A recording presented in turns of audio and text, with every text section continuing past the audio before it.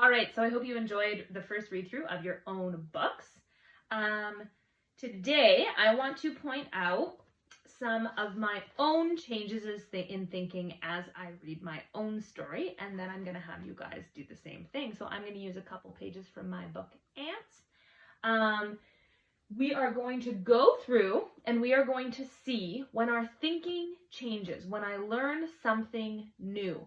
Because when I learn something new, the visualization or the picture in my mind is going to change. So let's see how that works.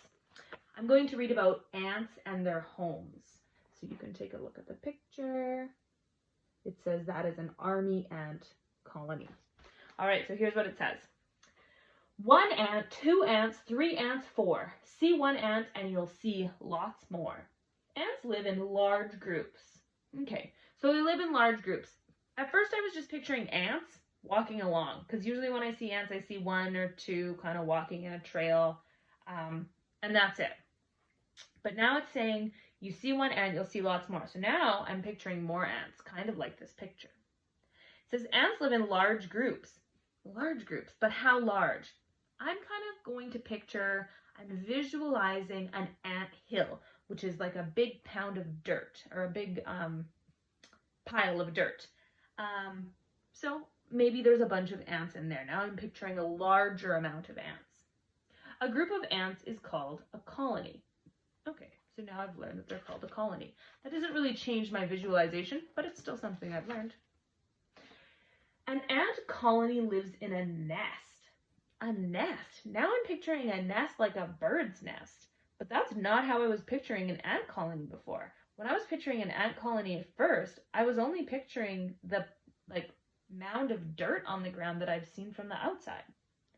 Most ants build nests underground. An ant nest is full of tunnels. Now, I didn't have a picture of a bunch of tunnels in my ant nest or in my ant colony, because when I see it from the outside, it just looks like a pile of dirt. So this new information has changed the visualization in my head. Each tunnel leads to a little room. And now I'm looking at this picture and it shows the tunnel and all the little rooms in the ant colony. Now when I'm visualizing that ant colony, I'm visualizing it totally different than I was at the beginning of this. I just thought it was a pound of dirt or a pile of dirt. I don't know why I keep saying pound.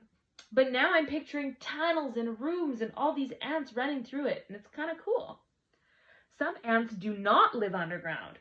Okay, I did not know that. So now when I picture where ants live, I need to picture other things too. They live inside hollow thorns, between rocks, in rotting trees, and in nests made of leaves. So I've just learned a bunch of new information that changed the visualization that was in my head, especially about what ant colonies look like. I had no idea. And now that I read this, it completely changed how I was picturing it in my head. So for today, I want you to read your books now. And I just want you to underline new things. So underline or highlight with a highlighter, new things that you learned when you were reading. So do it right in your book. And we'll talk to you tomorrow.